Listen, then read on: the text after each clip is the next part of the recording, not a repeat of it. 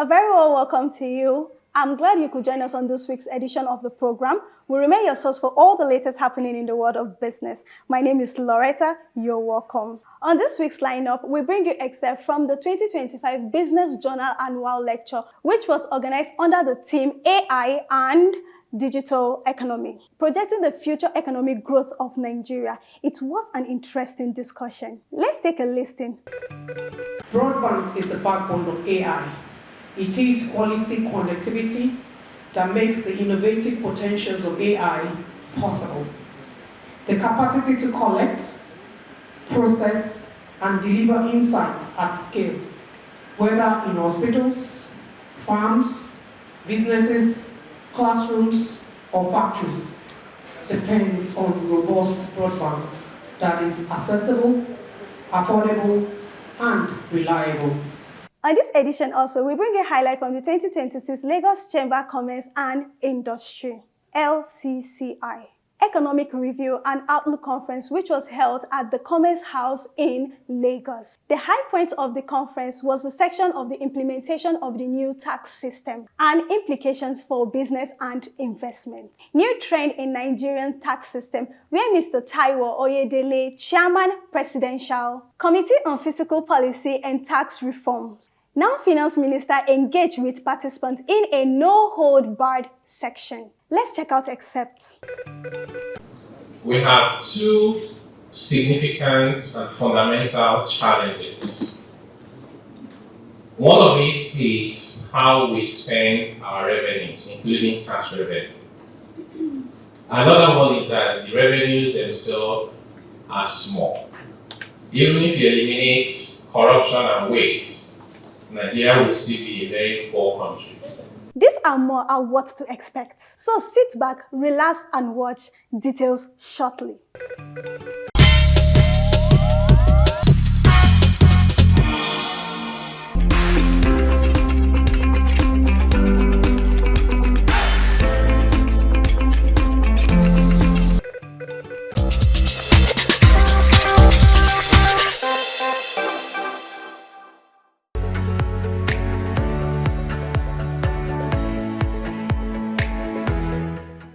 In the past decade, AI has become the buzzword in corporate boardrooms and national economic policy think tanks as a path forward in corporate and national economic growth. In essence, the concept remains the driving force towards sustainable corporate and national economic growth across the world, including Africa. According to a recent article by the UNCTAD, United Nations Trade and Development, AI is expected to reach $4.8 trillion in market value by 2033, becoming a prominent force in digital transformation. Also, experts at a recent finance seminar in Lagos inject as much as $2 trillion into Africa in terms of GDP by 2025 and $29 trillion in the year 2050 by boosting efficiency across various sectors in terms of potential. To underline the importance of AI, the African Union, through its 5-year implementation plan, is supporting member states, one, to integrate AI into national development plans and establish harmonized national AI strategies. Two, develop policies to retain and attract AI talent, mitigating brain drain, and fostering local expertise. Three, foster public-private partnerships to accelerate AI investments and industrial-driven solutions. 4. Prioritize AI adoption in key sectors such as governance, health, agriculture, and climate resilience. 5. Promote international and intra-Africa cooperation for AI capacity building and development. Accordingly, The importance of AI of the Nigerian and the acceleration of the Nigerian economy becomes critical and the only way forward for the nation. The Business Journal Annual Lecture 2025 seeks to emphasize the importance of both concepts to project the future of economic growth in Nigeria. AI and digital economy projecting the future of economic growth in Nigeria, which is the theme of today's event. Around the world, AI is already reshaping productivity, services, and inclusion. For Nigeria, the opportunities of AI are profound, whether it is in the field of agriculture, healthcare, the creative industry, logistics, and education. The economic opportunities in new jobs, new businesses, enhanced productivity, and new value chains cannot be overemphasized. However, these vast potentials are hinged on the availability of the right environment for AI to thrive. I am talking about a resilient connectivity infrastructure, a vibrant ecosystem, and ethical governance for its appropriate use. As Nigeria's telecoms regulator, our mandate is to create an enabling environment for AI to thrive by way of regulations and guidelines to foster the ubiquitous delivery of quality telecommunication services across the country. Broadband is the backbone of AI.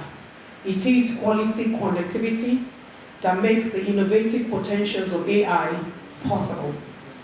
The capacity to collect, process, and deliver insights at scale, whether in hospitals, farms, businesses, classrooms, or factories, depends on robust broadband that is accessible, affordable, and reliable. How then are we ensuring that broadband that enables AI is accessible, affordable, and reliable? That should be your question to the NCC. At the start of this year, the Commission, in line with our economic regulatory mandates, approved tariff adjustments that are both cost-reflective and competitively aligned with market realities. This strategic intervention has strengthened investor confidence, stimulated healthy competition across the telecommunications sector.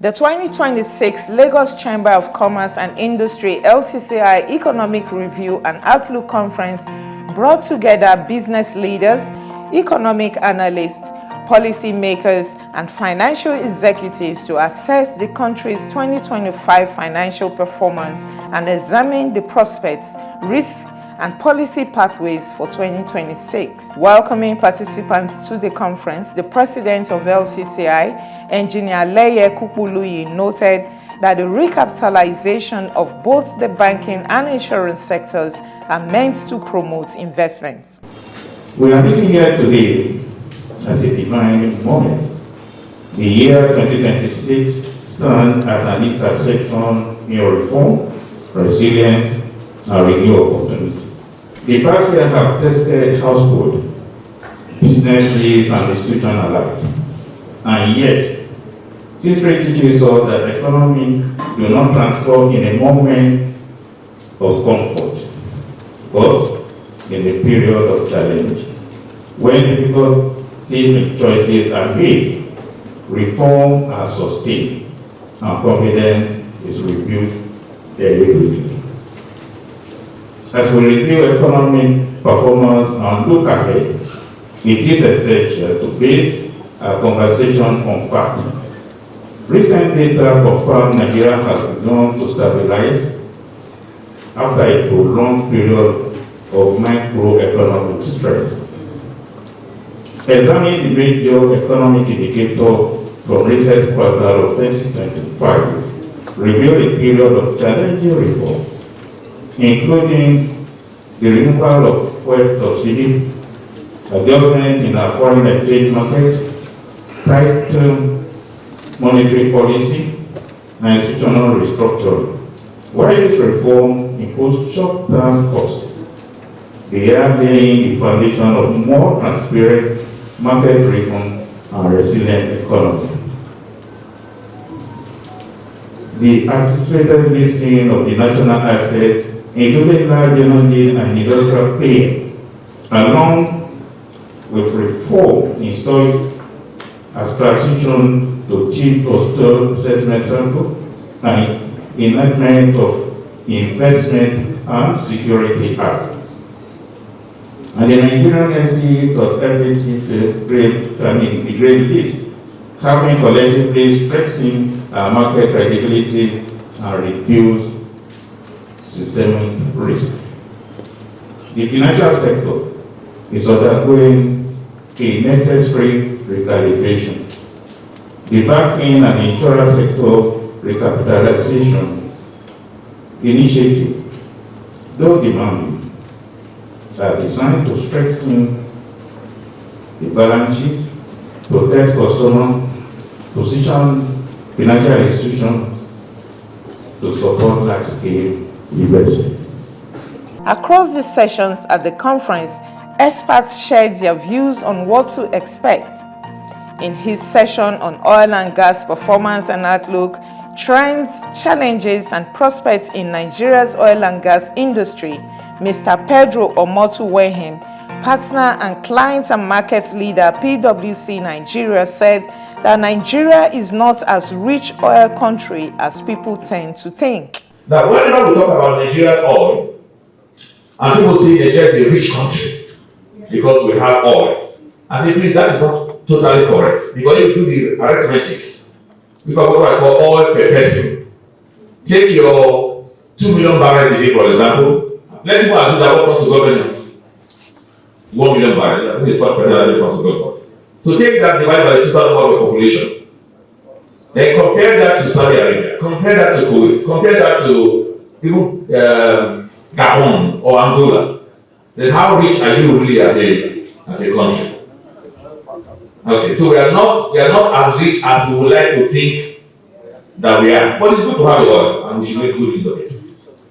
Okay, let's look at some. So you have to have this slide. I'm just trying to keep to my time. Let's look at key trends shaping the sector. So we've seen the rise of what I call the indigenous giants, which I think is good.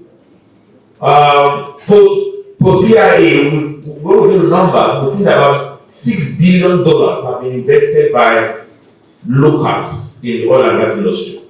6 billion, so yes.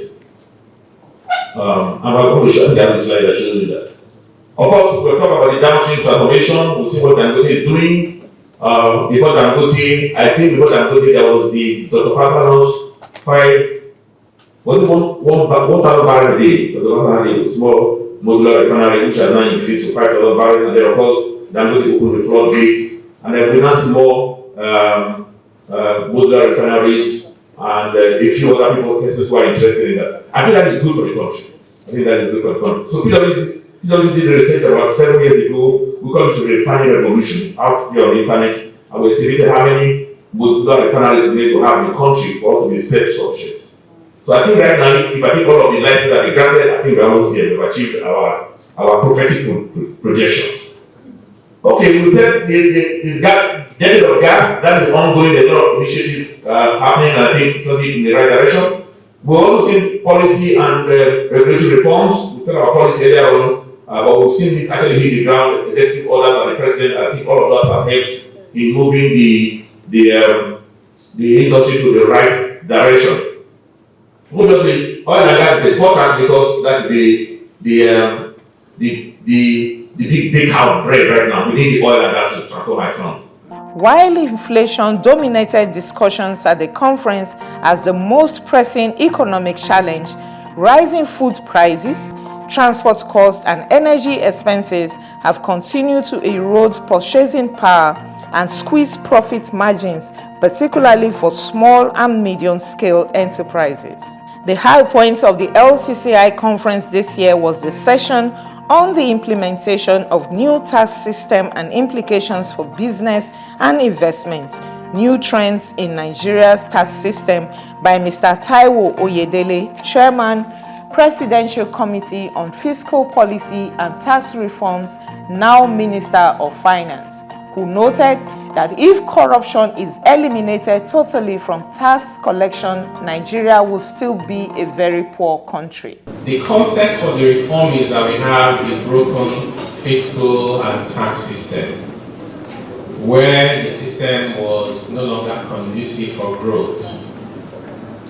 We're taxing our poorest citizens, and we have many distortions in the economy created by the tax regime, including some people are operating in the free trade zone, not paying corporate taxes. They produce and sell in the domestic market to compete with those who are paying taxes.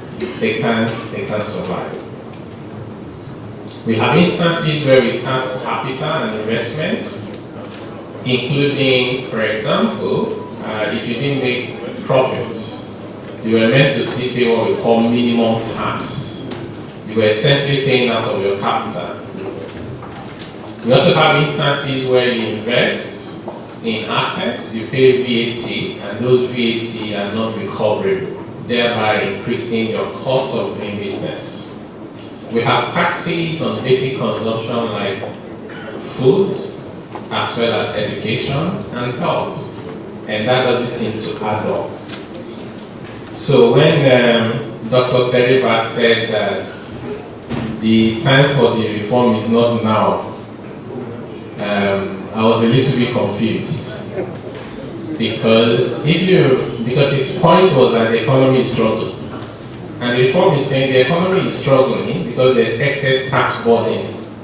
So let's take that burden away so people can breathe.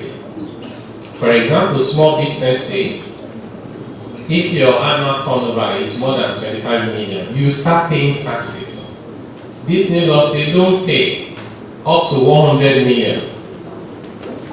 If you are a low income earner, once you earn more than 30,000 naira a month, you start paying taxes. This new law takes it to about 100,000 naira a month. I would have imagined that we say we have implemented this a long time ago, and we should all push for this to be implemented like yesterday, not to delay it, because every day you delay it is you allow the pain to continue. So we have the new tax laws. What are the key features of this reform? One is to ensure fiscal equity and let there be fairness. Those who make more money should pay a little bit more. That's what is done everywhere in the world. Otherwise, you would expand inequality and worsen social discontent. Economic growth. How can we use tax as a lever to facilitate growth?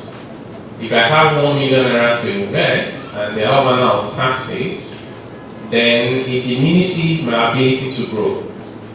But if I'm allowed to use that money for investment with a lot of tax credits, input claims, then it's better for me and therefore it's better for the country because I can employ more people and all of that. For example, corporate tax rate in Nigeria is quite high. This reform wants to reduce it from 30% to 25%. The minimum tax I told you about has been removed. Competitiveness is another area. How can we become more competitive? Both locally, because sometimes we can't even compete in our own markets. You bring products from outside Nigeria, you do the freight, you do even sometimes demo rate, insurance, and it still lands there more affordable than the one produced here. So that's not sustainable. We also want to be able to compete within the region and globally. And there's tax harmonization. Officially, there are more than 60 taxes and levies that businesses and individuals pay. Unofficially, nobody knows how many there are. We know there are more than 200. This new tax reform law says all of them combined, local government, federal, state, should be a single digit. Like if nothing even excites you in the whole tax reform, that should be sufficient. So this is to try and bring some sanity into the tax system. The Supreme Court said the federal government cannot dictate to the local government and the state on the taxes they can collect because it's in the Constitution. So we used to have this law that we call Approved List of Taxes and Levies Collectible Acts that has all these long lists of taxes. So this new tax reform law has repealed that law. In place of that, we drafted, in conjunction with the Joint Revenue Board, where you have all the states, we drafted what we call a tax harmonization law for subnational. And states, the idea is for states to enact it for themselves. So that's what is in line with the Constitution. And the states have been enacting it. Those that have been following our communication, you would have seen. When as I was coming here this morning, Kwara, they just signed their own. Before then we had Ekiti, Kano, Zamfara, Anambra, many states. This level of progress excites me, but when all you see is just negativity, it's difficult to reconcile. It's like we want our country to be better, but we're doing the opposite. I don't understand, honestly, and we really need to think twice, because it's not enough to pray. If you pray and fast, while your actions are contrary, God will not come magically and deliver a tax law. When you just wake up, you just see it middle of the road. It has to be human beings that will do it, and it will never be perfect. If you give us, my brother Don Pedro just said that it took us 20 years to do PIA. Is it a perfect law? No. 20 years. Kids that were born when they talked about it were getting married by the time it was passed. So progress in life and for humanity is incremental. You start and you get better as you go along. So tax harmonization is one of the areas we're most excited about in this reform. We didn't even stop there. We also wrote to the National Assembly recommending amendment to the Constitution to address this issue of multiple taxation, because many of them are actually included in the Constitution. Radio levies, TV levies, bicycle taxes, even wheelbarrow, produce tax. So again, amending the Constitution is not a piece of cake. It takes time, but that process has started. I think if we just continue to make progress, we'll get there sooner rather than later. There's modernization as well. You would agree, there's nothing you do today, even just from selling stuff. If you don't use technology, you are missing a lot, because you then lose efficiency, you can't compete. So there's a lot of modernization in the new tax reform to make life easy for everyone. For example, there's a thing about harmonization of identities. So I, as one person, I'm a taxpayer in Nigeria. I have 3 different identities. It's not helpful to me, neither is it helpful to the system. I got one from LRS because I'm resident here in Lagos. Got another one from Joint Tax Board. And then FCTIRS said I should come and collect another one because they see me in Abuja frequently. But I'm one person. So in most countries, you just have your social security number and it counts for everything. So if you live and work in Lagos and you pay your taxes and you have tax clearance certificates and you want to go and buy land in your village and it's not Lagos State, they will ask you to pay tax again. Because you also don't have a means of confirming whether you have paid. This is one of the things we need to address using technology. There's a significant amount of tax evasion in Nigeria. So there are people who are paying taxes in line with the law, trying to do their best. Unfortunately, we run a system that allows others not to pay or not to pay correctly, such that those who are trying to do their best are now disadvantaged. Somebody is selling an item, they say, government says to charge VAT. and they put VAT. And the next shop does not put VAT. The customer will quickly reject your invoice and go and buy from the next person. By the time you can't pay rent for the shop, you can't feed your family, and you can't pay your staff, you start asking whether you're supposed to be holier than the Pope. Now, we need to think about our society. What do we want? Do you want to reward bad behavior by looking the other way? Or do you want to have a system that has some level of sanity?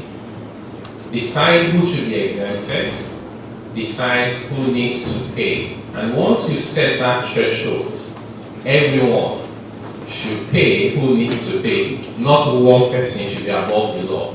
Other speakers at the conference who joined virtually were Dr. Yemi Kale, Group Chief Economist, African Export-Import Bank, Dr. Ayo Teriba, CEO, Economic Associates, and Dr. Tokpe Fasahun, Special Advisor to the President on Economic Affairs.